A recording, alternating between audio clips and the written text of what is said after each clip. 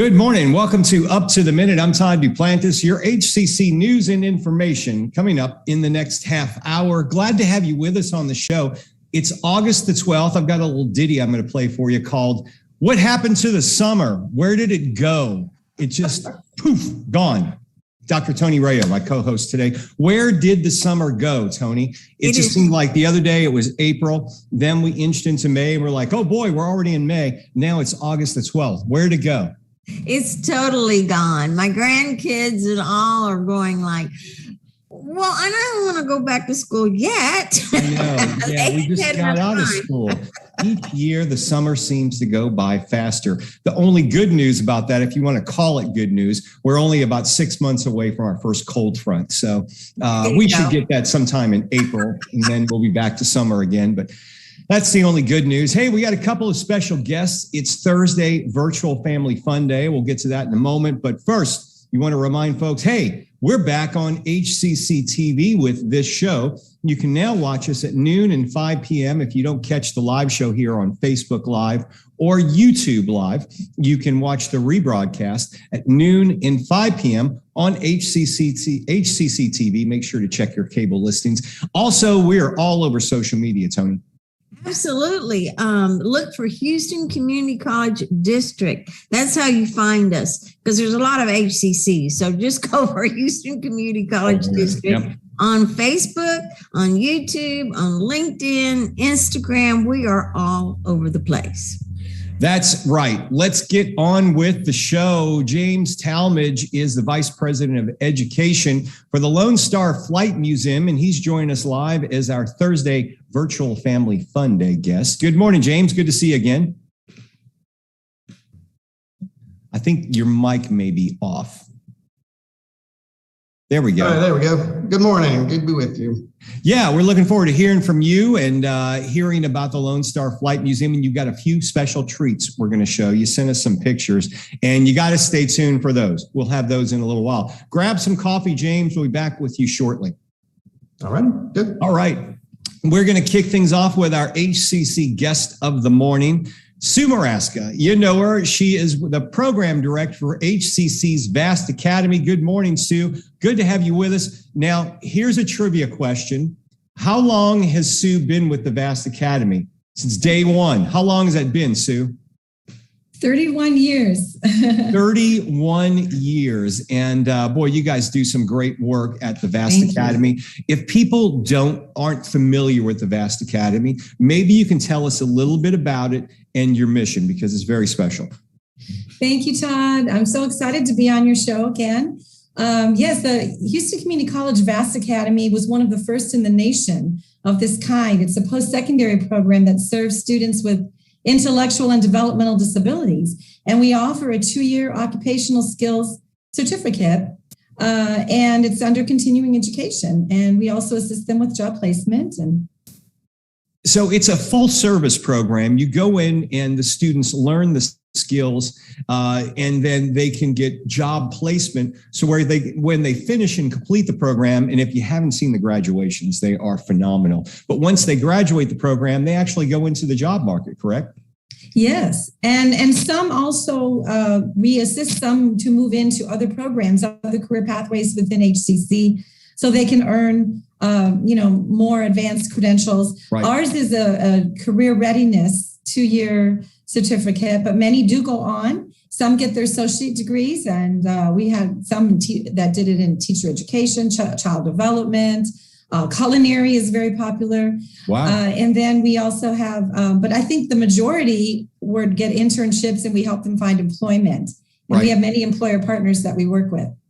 Like the rest of HCC, our lives changed about almost 18 months ago when COVID hit and we went remote. How did things work with the Vast Academy? Were you able to go online, and where do you stand now with returning to campus? Well, we faced a lot of challenges, but actually our students were successful. I mean, we converted our courses to Canvas, to online learning last fall, and we had to implement new student services. We had to learn how to serve our students virtually and remotely. But now I'm happy to say we are returning to the campuses. We have 3 locations: Central Campus Downtown, Spring Branch, Northwest Spring Branch, and then Southwest Stafford. But I am happy to say that we are going to continue with an online cohort for those students who prefer that, may not live close to our other locations, and they may just prefer the online format. So we are going to, we're kicking off our online cohort now so we can continue with that in addition to the on campus. Did you learn anything from the online instruction, maybe some strategies that you'll take forward? Obviously, you learned that students enjoyed the online learning, so you're going to continue some of that now. But did you learn some other strategies during COVID? Yes, well, we had to implement some more. We had to look at how do we serve our students differently. And we did implement online tutorials, and that has worked out really well. Students can do that weekly. And we also, we do advising, counseling. We're like a one-stop shop in Vast Academy. So we provide a lot of student services, but we just learned to do it virtually rather than just face-to-face as before. And we've also even done some online activities, student life types of activities with our Eagles Club.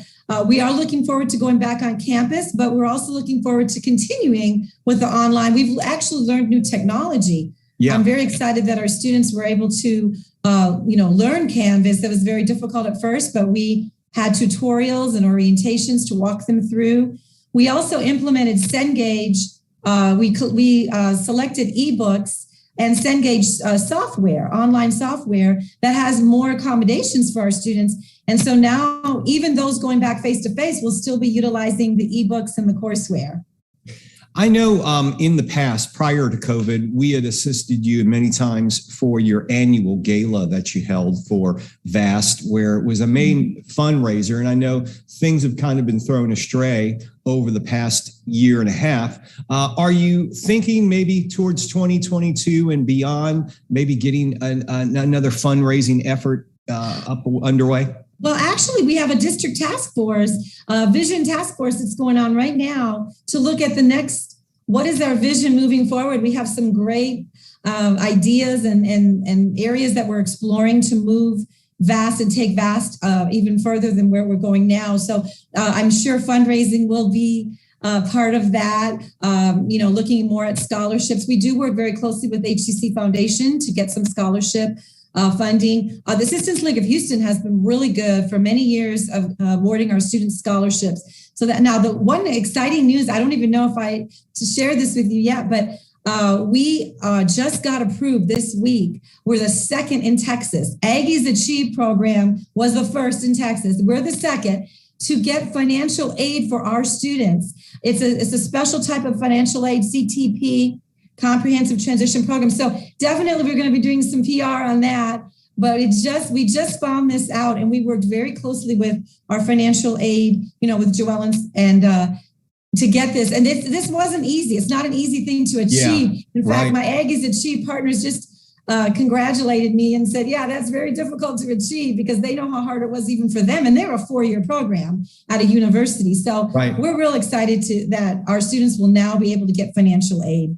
And when will that start? When would you suggest people start? It can actually start for fall, but we're hoping to work with our students in financial aid this fall to help our students through the process of applying, because most of our students have not applied for fall, so it may be too late for fall. But if we have any students that already have financial aid approved, they can actually utilize it for fall.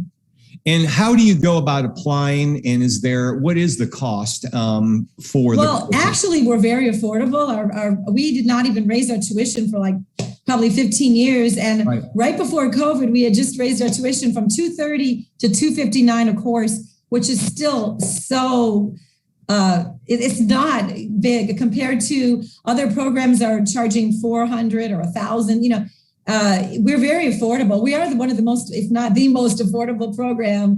And we also work to try to get our students matched with Texas Workforce Commission, Voc Rehab, because they have also been funding some of their clients. So now getting this financial aid, I think that will open it up to even more. And then, of course, the work study opportunity to work on campus or off campus, that's what we're excited about as well.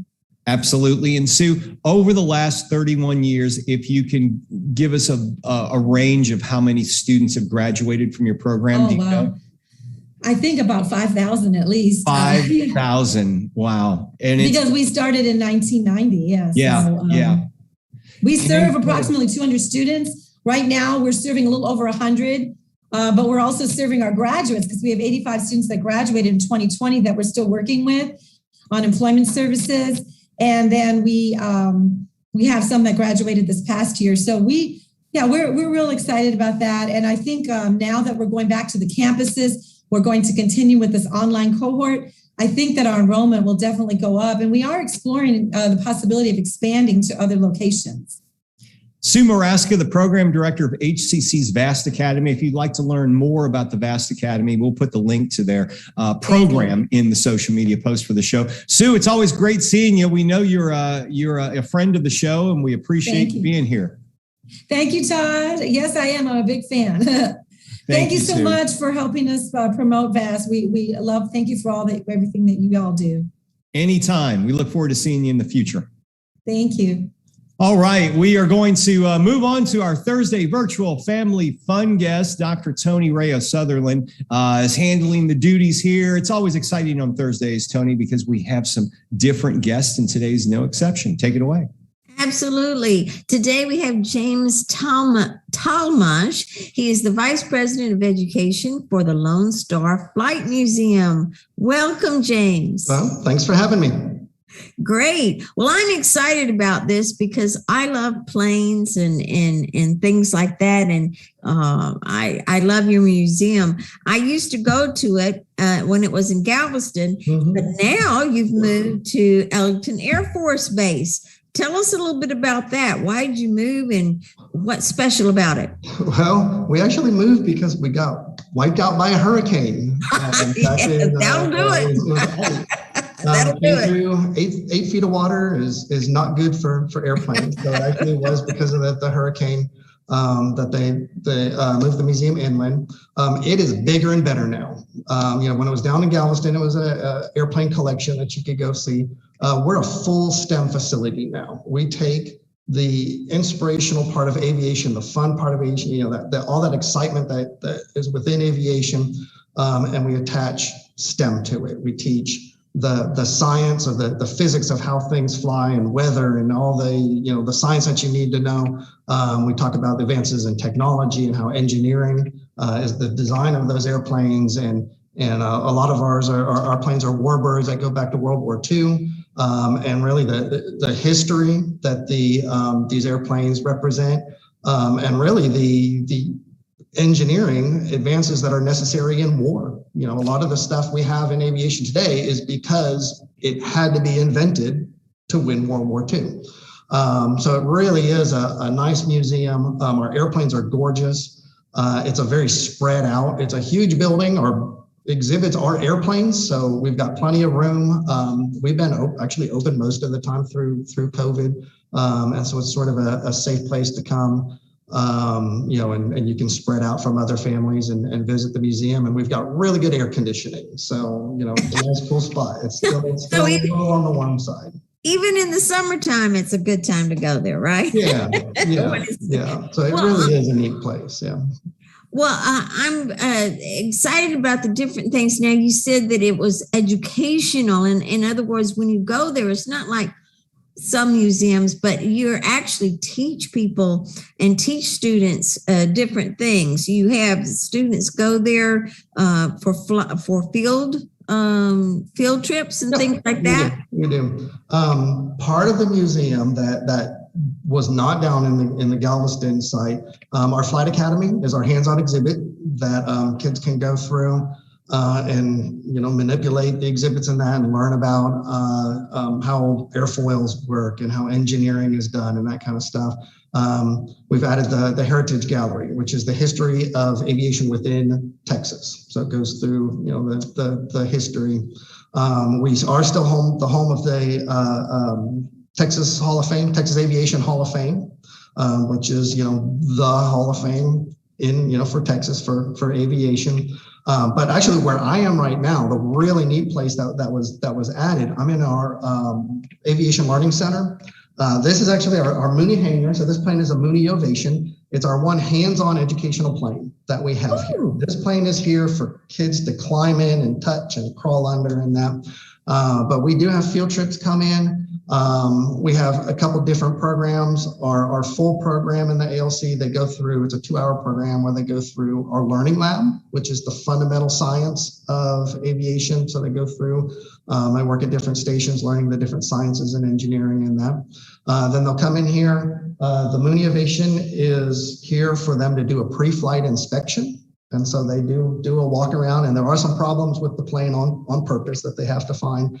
While they're here, they plan a flight path. So they'll map out their flight path down to Galveston, where our old location, Shoals International Airport down in Galveston, and they'll fill out a flight plan. So, the correct information. And then once they've done all of that, the next room that they go through is our simulator bay.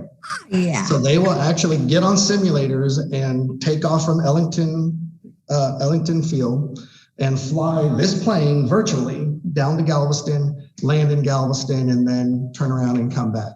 So it's a really interactive field trip. The really neat thing about aviation is all of the science, and it is STEM. Aviation, yes. It's science, it's technology, it's engineering, totally. And all the math you need to know to get those things done. So our, the kind of the context of aviation is that all of these physics and things have to work.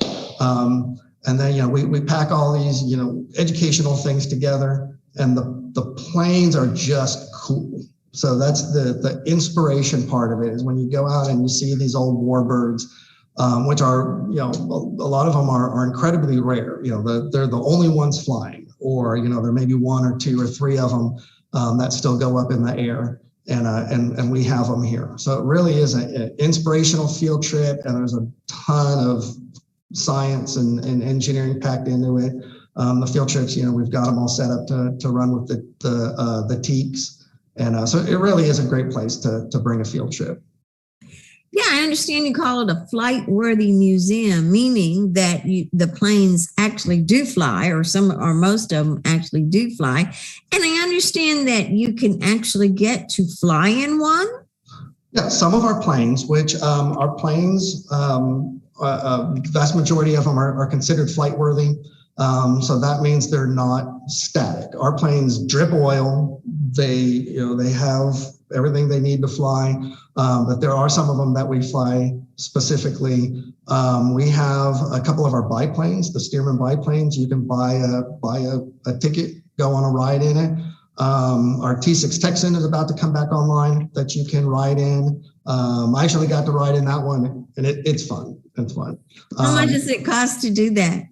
The Stearman are the lowest fee. I believe they're $250. The Texan is $250, $300 right in there. And our B-25 bomber is actually flying now. It's coming out this Saturday, so it'll fly Saturday morning.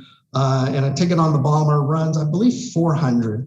But that information, it's all online. So if anybody's interested in the flight program, hop on lonestarflight.org.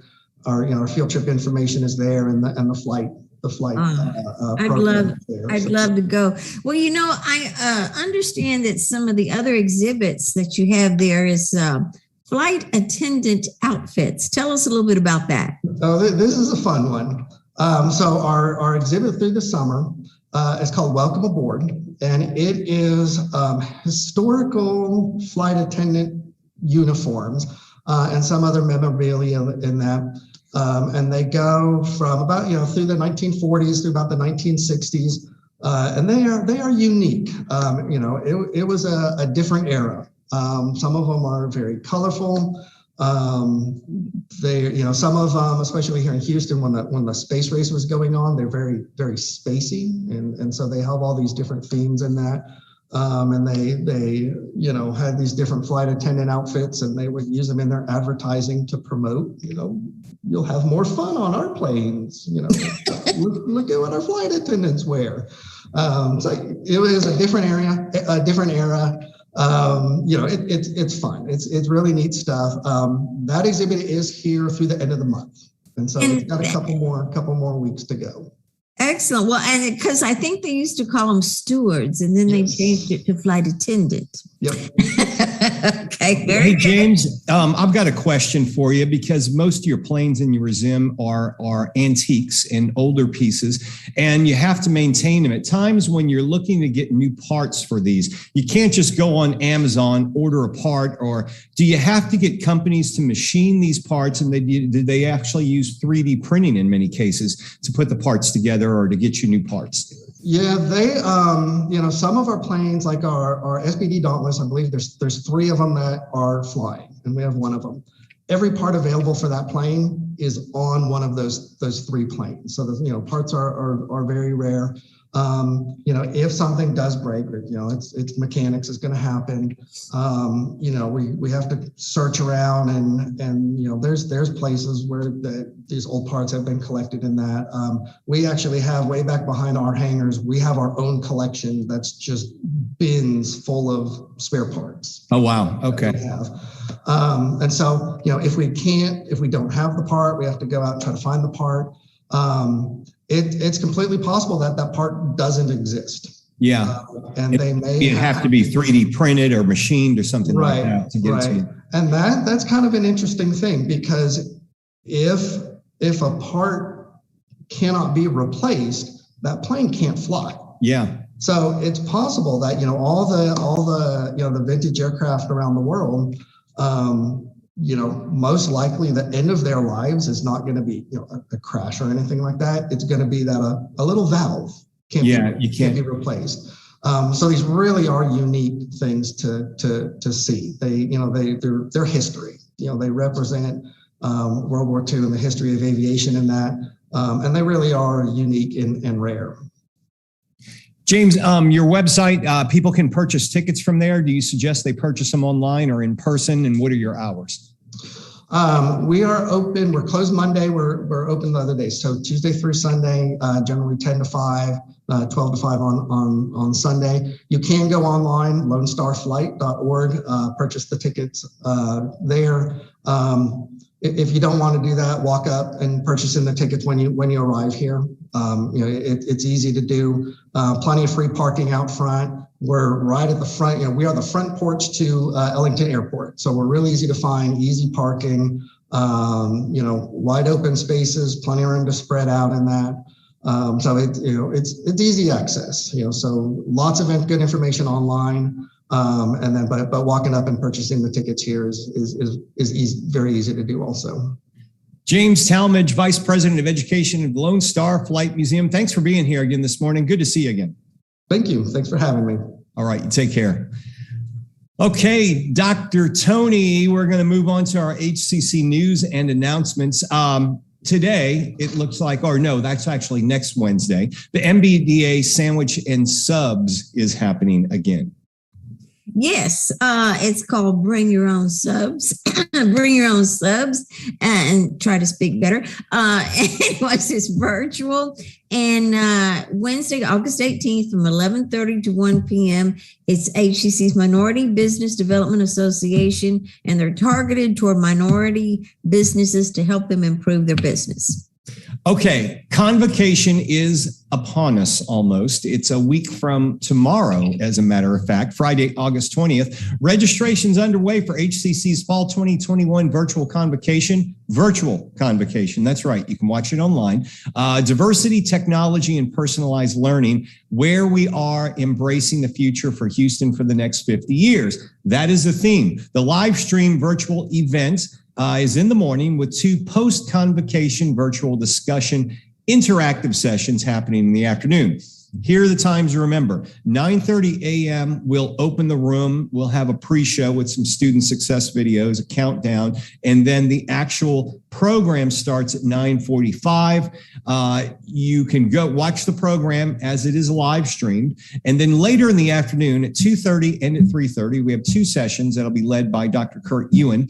2 discussions with 2 choices. So make sure you sign up for one of the interactive sessions in the afternoon, and then you can watch the whole whole event that morning. If you happen to miss it, yes, it will be available online, but we encourage you to watch it live and to take part in the interactive discussions. For more information, go to hccs.edu/convocation. Make sure you register today, and then, of course, we can get you lined up for it a week from tomorrow.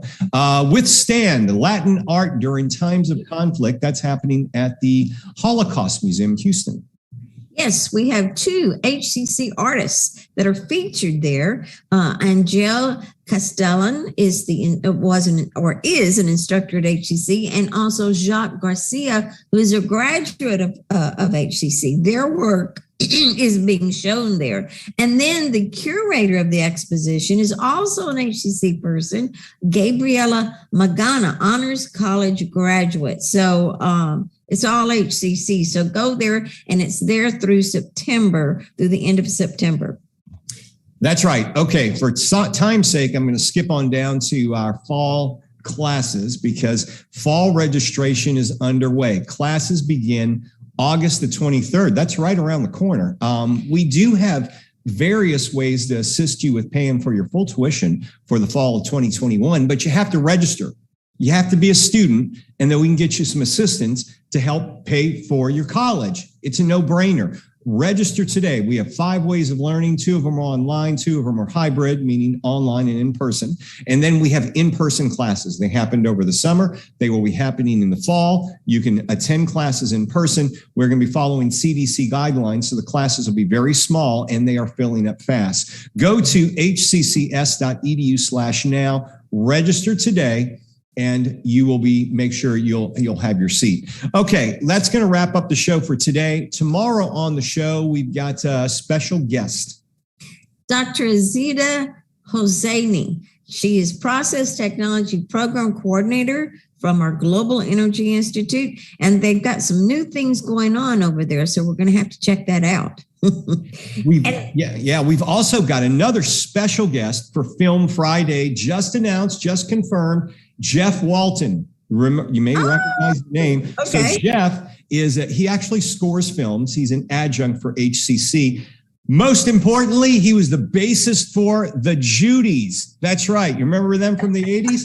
We'll talk with Jeff tomorrow about his career with the Judies and also his career as a film scorer and his life with HCC. Going to be fascinating. Tune in tomorrow. Dr. Tony, you'll be back next week? Yes, next week. I'll be here. All right. I'll be back tomorrow. Oh, yeah. Frank Cooper. He's back tomorrow as well. So he'll shed some light on his sports expertise. Oh, yeah. We'll see you tomorrow live, 10 a.m. right here and Up to the Minute.